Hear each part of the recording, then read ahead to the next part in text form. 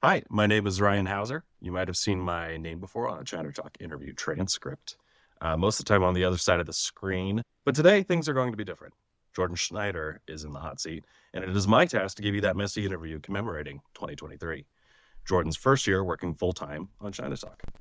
Jordan, welcome back to ChinaTalk. Ryan, I'm nervous. I have no idea what you have in store, but hopefully I survive the next hour. Fingers crossed. So one question I had, and it's kind of just a basic starter. Folks are interested in what we might call the Jordan Schneider production function, how the sausage gets made, and kind of what future plans are looking like for what you're doing with ChinaTalk. This is your first year doing it full time. What has changed the most for you personally and professionally in making that switch?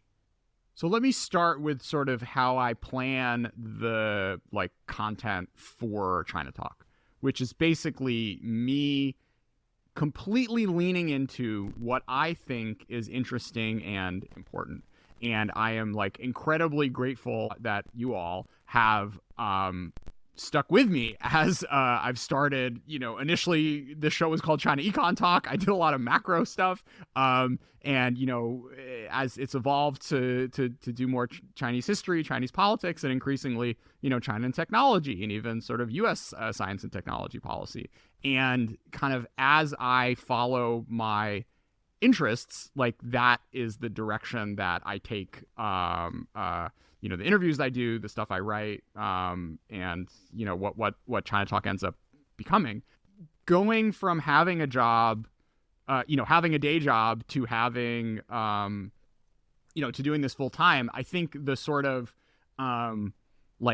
weight and responsibility and degrees of freedom all ended up increasing. So there was nothing to occupy me for 40, 50 hours a week. So that kind of process of finding out what's online, what old books I want to dive into, and then seeing how to turn what I am able to learn from them into stuff that hopefully can inform you all, just allowed me to range wider, read deeper, be more ambitious, and do a lot more with the podcast. I mean, I went from doing 40 shows to 80 shows. We had 40 newsletters in 2022. We had over 150 in 2023. So I am incredibly grateful that you guys all listen and support and engage with this content and allow me to take on this role of now having what is the I guess the last standing interview focused China sort of generalist China podcast. And I take this responsibility really seriously, and hopefully end up putting out stuff which you guys all find interesting and useful. Yeah. I think a lot of people might have been overwhelmed with just the amount to research and to analyze, and with all that free time. But you've really leaned into it. Just your conference attendance alone is striking to me. Yeah, it's fun. It's fun traveling. I do think and I'm curious to hear back from you all. Whether the right move in 2024 is to dial it back a little bit, and I'm not sure the sort of balance between Dwarkesh, Tyler Cowen style, I read 5 books for an hour and a half of content shows, as opposed to this news thing happened, let's get the gang together and chat about it. I necessarily hit quite right. I think, speaking of having these empty days to fill up, I probably, just out of my ADD and sitting at home all day, did more of those rapid reaction sort of less prep required episodes than maybe right for to really provide the most value and make the most informative content. So yeah, would be curious to hear from you all, to what extent you enjoy the emergency pods versus the sort of deep read style shows.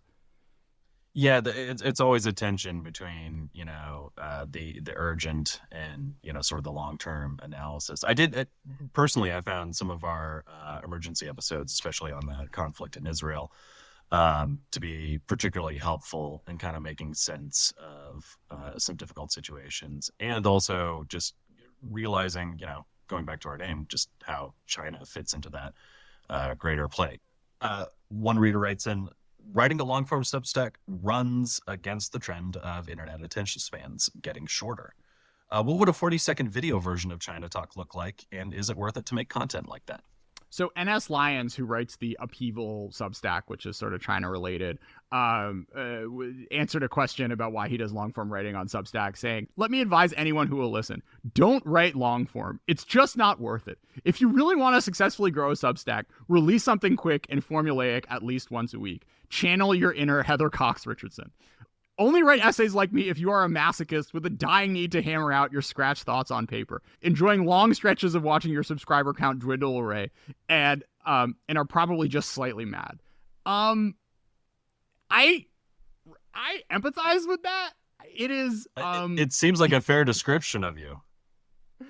Yeah, it's like, what am I doing all day reading these books from the 1920s about the impact of telegraph and the early burgeonings of like radar on warfare. I do it because I feel compelled to. Basically, there's things that I think are really interesting and really kind of important for policymakers to think about, grapple with, kind of add to their bank of analogies or perspectives as they're thinking about how to deal with strategic competition broadly defined. And that's why I do this. There are lots of different versions of what I could be doing that I think would get me a bigger audience, be more viral, make more money. But I am trying as hard as I can to stay true to the like little mission I have for this outlet of trying to expose and help platform the most important and rigorous and thoughtful analysis on the topic set that I think is going to define the 21st century. But yeah, I should be doing another job if I wanted to maximize earnings or lifestyle for sure. This is not an earn to give operation. If only. Yeah, working towards it. Huawei, TikTok, come on. We're still waiting. Right. We're still waiting looking for your advertisers. Gotta get in on the ground floor here. Yeah, I did have one question for you. On the kind of the origins of China Talk. You mentioned it, China Econ Talk. Is that a direct reference to Russ Roberts' Econ Talk, or was that just an independent thing?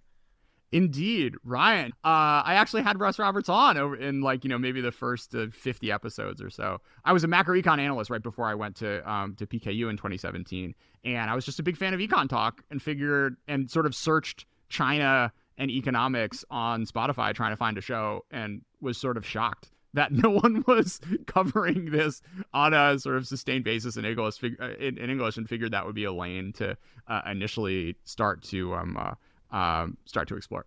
A couple questions for you from some readers. Someone writes in and asks, what part of life in China do you miss the most? Oh my God. What I miss most about China? I mean, the people, absolutely. It's like it sort of breaks my heart that, you see those stats where like pre-COVID, you had 10,000 Americans studying in China, and in 2023, it was like 75. I think they're, as the sort of, strength of the competition intensifies and the rhetoric grows, like it's important to understand that there are like human beings on the other side of this, and that there is something sort of like magical and energizing and inspiring and incredibly charismatic about about like Chinese people writ large. I mean, I don't want to generalize too much. Like basically my sample size is like highly educated people who lived in Beijing. But from that and the travel I did around the country, I just I have so many memories of incredible interpersonal experiences, and that I guess it doesn't happen when you're in your home country as much. Like partially, like your brain is just sort of turned off to what is interesting and different. You're not kind of in this like explore mode. But I also think there's just something kind of like the type of energy that is around in 21st century China that I was exposed to was really special and unique, and it's something I miss for sure. One reader asks, what's the non-existent book on China you would most like to read or write? Ooh. I mean, look, it's the biography of Xi, which I think is kind of impossible to write nowadays. There's just like, there. I've read the 4 versions of academics who've tried to piece everything together, and there's just not enough sources to really paint a deep picture of it. The one I'm super excited about, Joseph Terigian, is taking on Xi's dad. And because he lived in the sort of the revolutionary era and through the Cultural Revolution and into the 1980s, there's a lot of stuff about him, and I think sort of like that is probably going to be the closest we're going to get for a very long time. But in the meantime, we're just stuck with these speeches, which are kind of brutal, and you can learn some things from them, but comparing reading the sort of like color and depth that you get out of Chiang Kai-shek biography, a Mao biography, a Deng biography, a Zhou Enlai biography. It's unfortunate that we're not able to see a richer picture of this man. What guest would you most like to have on the show but can't? My favorite type of guest is the kind of older scholar figure who's already spent 30, 40 years thinking about a topic relating to China, US-China relations, technology, and there aren't that many people like that out there. And a few of them have died on me as I've tried to book them. Ezra Vogel, I had something scheduled for. Jonathan Spence, I've never gotten to. And that is that's I guess like the nature of the business. If I was doing shows about Lincoln, there'd be a deeper bench. But there's just not a lot of folks out there who've spent their lives engaging in scholarship and research on these types of issues. It might be an impossible question, but do you think we'll continue to have a sort of supply of those kinds of senior scholars going forward?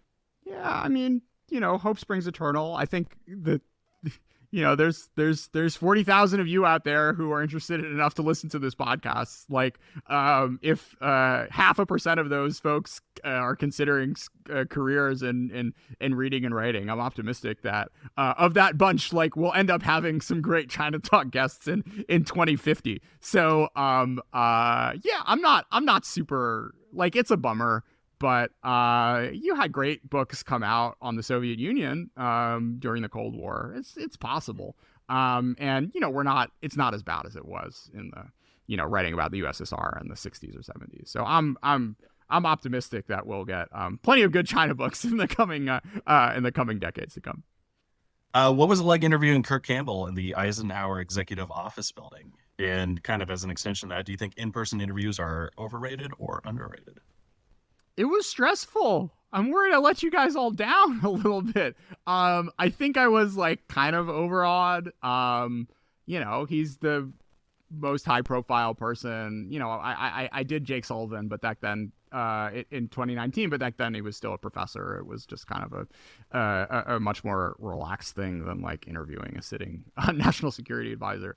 I think I settled in over the course of it, but it was the sort of experience where I'd prepared.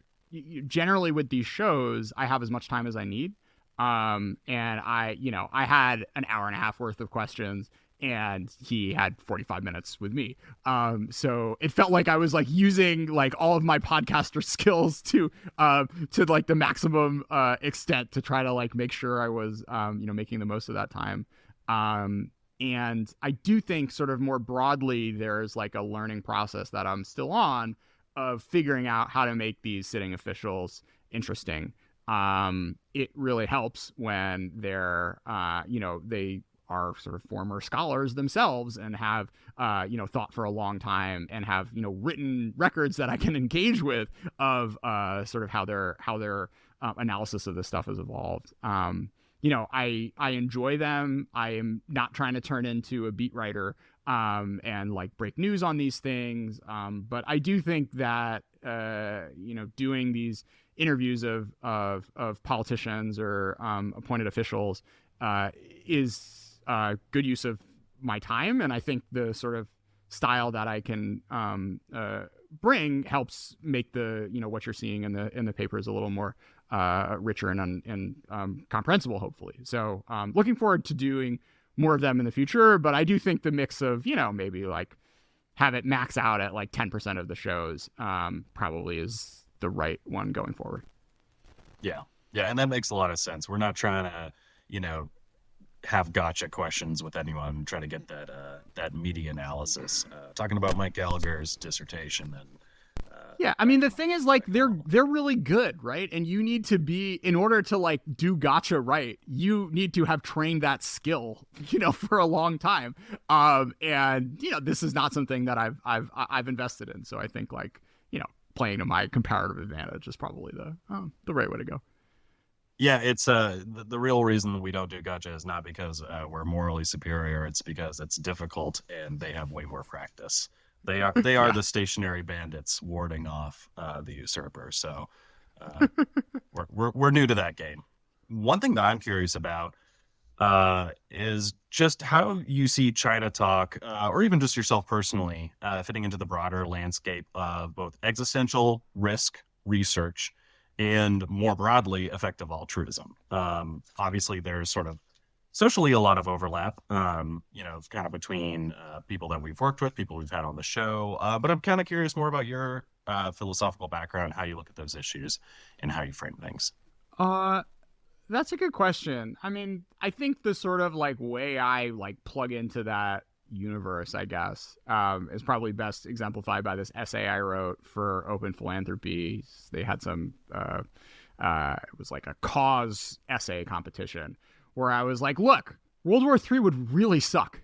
And like US-China World War III is like one of the more likely World War IIIs that we could see in the coming century. So it probably behooves us to have the best sort of understanding that we can about what's going on in China, what's going on in the US, and the kind of interaction and dynamics between these two countries, the future of technology, the rest of the region, and the alliance relationships, and so on. And so backing down from like war is terrible into okay, let's sort of try to interrogate what could potentially lead us there and how we can not end up in that situation is the sort of driving ethos, I think, for a lot of what I do here.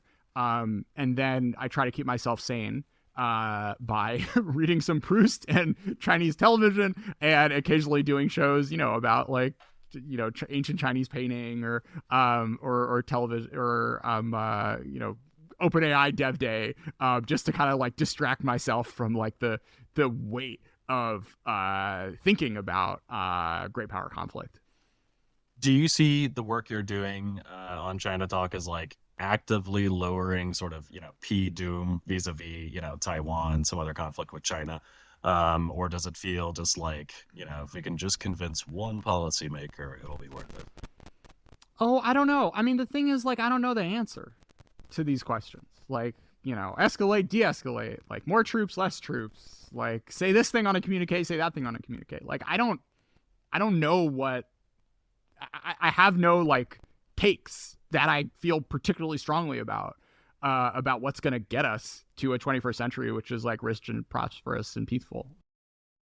I guess I can say like I have some moderately confident opinions about certain topics I've spent a lot of time on around, say semiconductor export controls, but there are a lot of corners of emerging technology policy and US-China relations that we cover on this show where I don't have particularly strong views about, what is the right playbook that Western capitals should be following when it comes to engaging with and responding to China. So, more than having this like vision of like, we're all driving in the dark here, to come back to Richard Danzig, right? But I think the one thing we sort of know we don't want to have happen is a full blown conflict between the U.S. and China. So trying to help paint in the analytical picture of what it is that is driving those things, what's driving kind of like relative,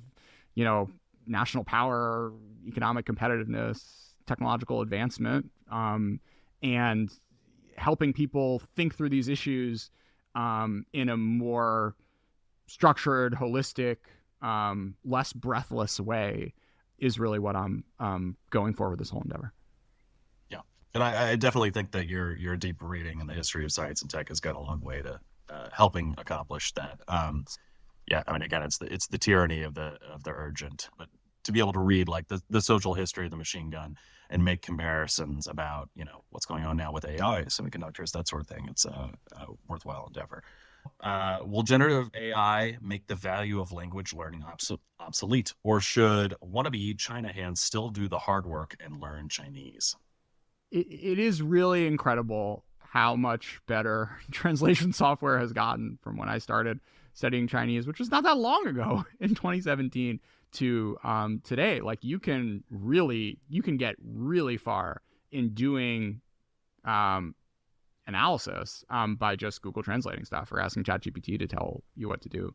I think the ultimate value that investing in language learning is going to bring you is the time that you end up carving out to kind of immerse yourself in a culture and a society, and the relationships that you end up building, and perspectives that you end up being exposed to on a human level that wouldn't necessarily happen if you kind of only experienced another country through Google translated websites.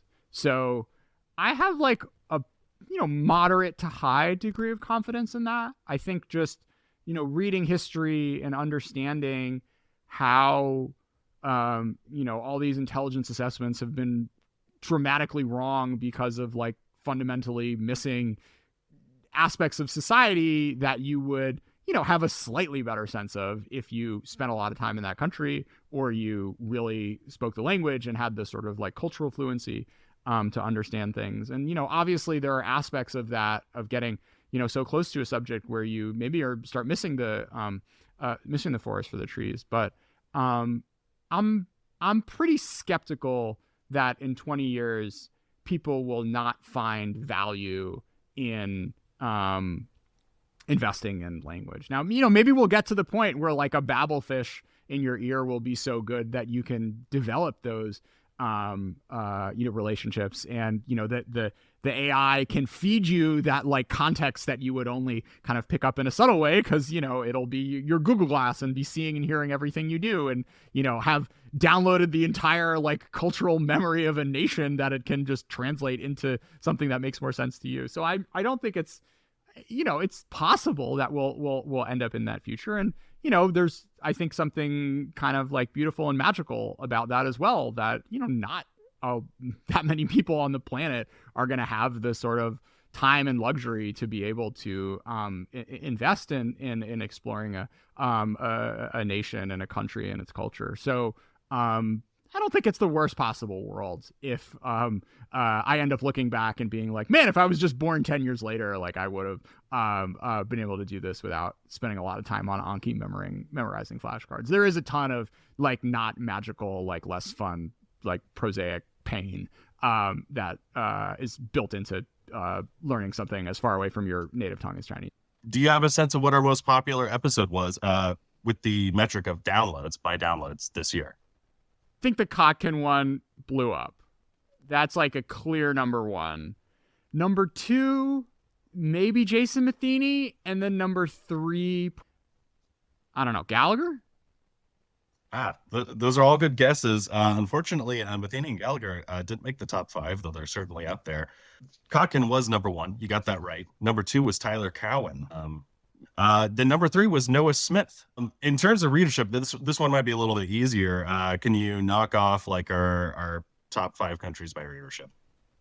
I think it's like very Anglo. It's like U.S., then U.K., then Canada, then like Australia, and then five. It's like either like France or Hong Kong, I think. Yeah, that's real close. We got in order: United States, United Kingdom, Australia, Canada. To complete the Five Eyes all the way down, we have New Zealand coming in at 1%. But of course, Ooh, there's like okay. maybe 20 people who live there, so that's not surprising. Taiwan and Japan showing up both at 2%, and then China, of course, coming in at 3%. Yeah, I mean the thing is, so this is only tracking the podcast downloads, not the newsletter. That's And right. Yeah. the podcast itself is like not super accessible in China. You need to kind of add the RSS feed directly or be on a foreign app store because we are no longer in the sort of Apple Podcasts in China, and you can't search us on like Chinese podcast apps like Himalaya or Xiaoyuzhou. So I have like a pretty high degree of confidence that there's more than 2% of our readership for the newsletter, at least that's inside the PRC, but not That shocked, makes a lot of I sense. guess, that the podcast numbers are kind of low. Tell us about what you've been watching, both in domestic and foreign films and streaming. What stands out to you, and how does that shape your analysis? I think my favorite TV show of the year was the Taiwanese show on Netflix called Making Waves. It's like a 12-part miniseries written by a former junior campaign person, kind of about the sort of drama of a presidential campaign. And there's it's fun. You got these like themes of backdealing and corruption and feminism, and there's I think something for someone who spends so much time thinking about mainland China, like that's actually really moving, of like watching democracy happen in this language where you are exposed to the opposites of democracy on a day-to-day basis. And so for that only, as setting aside the aspect of this just like being a compelling piece of television, I'd highly recommend folks to check it out. I guess my favorite mainland show was probably this reality show called Zhongdiba, which was basically took these like 20-year-old pretty boys who are all kind of like trying to make it in entertainment.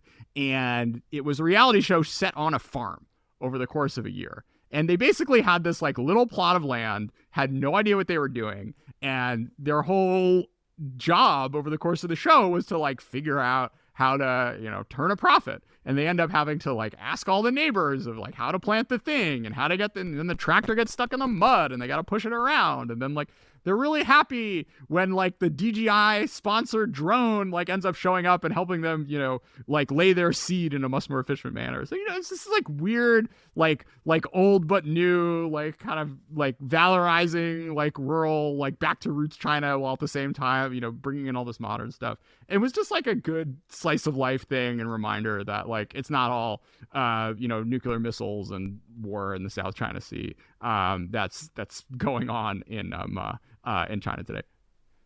Yeah, that's interesting. It sounds like a mix between like maybe like Survivor and the Xi Jinping origin story, going out amongst the people, learning to cultivate the land and good morals. Absolutely.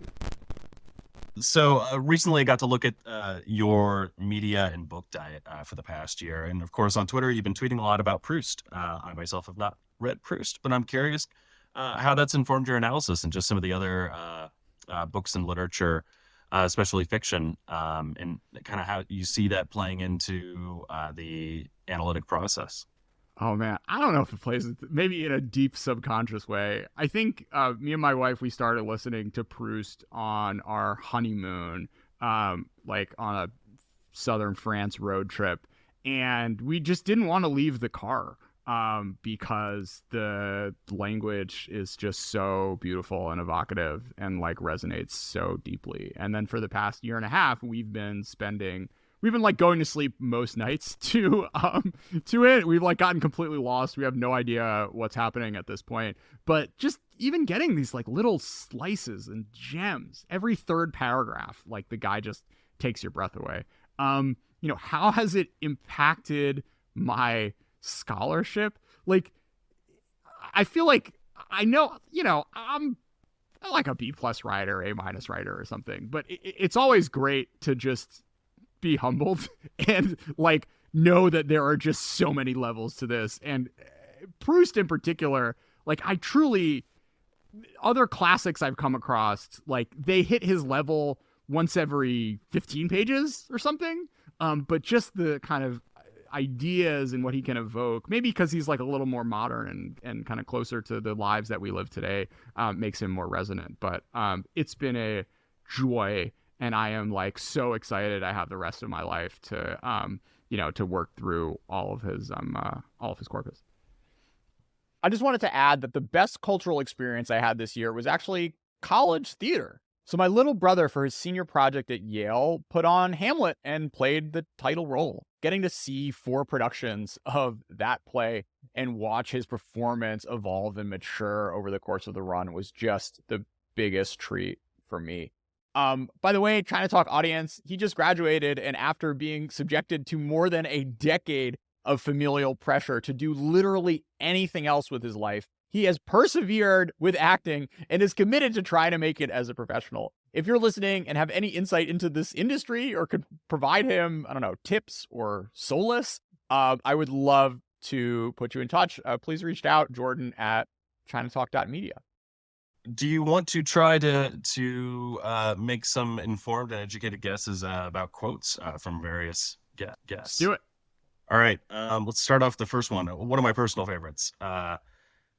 For Russians, it is absolutely incomprehensible that the federal government in D.C. could have a major investment plan thwarted by a senator from West Virginia. It's unimaginable. Most Russian people, including people with resources, people with power, would not really believe that had happened. Feels like Camille Galeev. That's right. You got it. Another maybe easy one. You can't be half communist just like you can't be half pregnant. So the party is either a monopoly or it begins to unravel. There's no political reform equilibrium. The great Stephen Kotkin. What we have to do is just surge the right type of hard power to the Indo-Pacific, into the first island chain in particular, to make it fundamentally unpalatable military proposition for Xi Jinping. That is the thing we must do within the next 5 years before it is too late. This is Gallagher. That's Gallagher. Kindness is often underrated. Sometimes managers think, well, so-and-so is a jerk, but they're brilliant, so it's worth hiring them or keeping them on. In my experience, that very rarely works out. This was Jason Matheny, and that was really a striking quote. I wonder what sort of percentage of like DC politicos would ever say something like that. It seems to be, I would say like sub 10%. There's a lot of talk about, sort of emotional intelligence, that sort of thing, but very few people operationalize it. And, I was excited about that conversation with Jason. We got 3 articles out of it.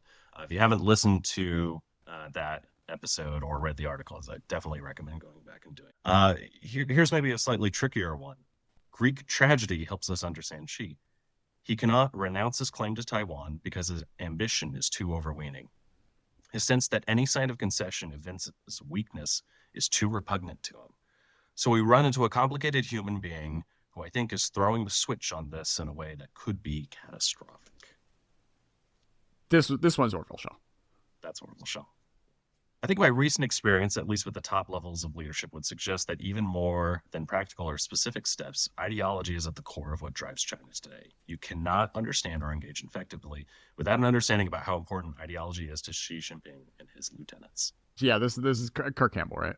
That's Kirk Campbell. Okay. All right. Well, in 2024, I'm going to have to maybe pick some more obscure ones. You more or less nailed them. This is the danger of editing your own audio. You hear the interviews 4 times each go around. Normally, you end each episode with a request for a song. My question for you is, how do you choose these songs and go about that process? And what should we end with now? So the times I pick my own music is either when the guest kind of comes up blank or they suggest a song that just like isn't above the bar for quality that I'd be comfortable with subjecting you all to. Interestingly, like half the audience makes it to the end of every episode, and of that, only 25% stick around for the end of the song. So here's to the real ones who make it here. I guess this is the last you'll all be hearing from me in 2023. I just wanted to say one last time, thank you to everyone who has been involved in working on this show, contributing to the newsletter, listening, and just being a part of this journey that I've been on. It's sort of surreal to think back when I first started this 7 years ago that this could be something I could rely on for an income. I feel really blessed, and I also feel like I have a real sense of responsibility to make sure that the work I am doing with this platform is trying to bring the world somehow in a positive direction. So for the outro for this edition, I want to leave you all with what I think is the most beautiful song to ever grace the podcast. And I'm going to leave it up to Rory Metcalf, a former guest, to do his own introduction. A few years back, we recorded a show about the Quad, and this is the song he chose for it. The song I've chosen to close our conversation is by a fantastic Australian Indigenous artist, Indigenous singer, Dr. G. Yurupingu, known as Gurumul, who sadly passed away a few years ago. But this song, which was one of his really greatest hits, also was performed in a historic concert he gave in India in 2012 to really mark the renewed friendship between Australia and India, alongside Anushka Shankar, in fact. It speaks of mythological beings visiting northern Australia, probably from the Indonesian archipelago. It may have been based on the fact that there were fishermen from the Indonesian islands who would visit northern Australia to harvest the tripang, the sea cucumber. But it's a beautiful song, really about friendship and connection across the sea. So I guess it has an Indo-Pacific quality to it, and it's a really amazing song.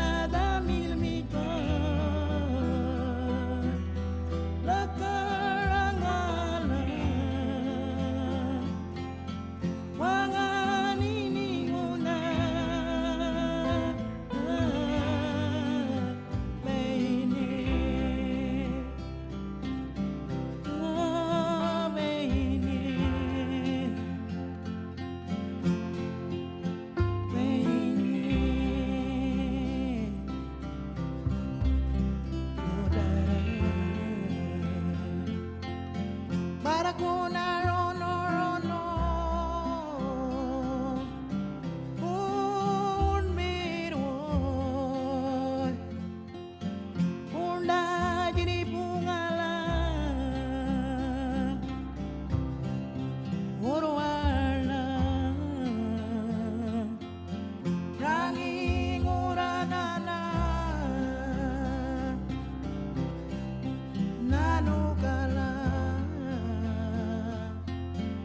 than I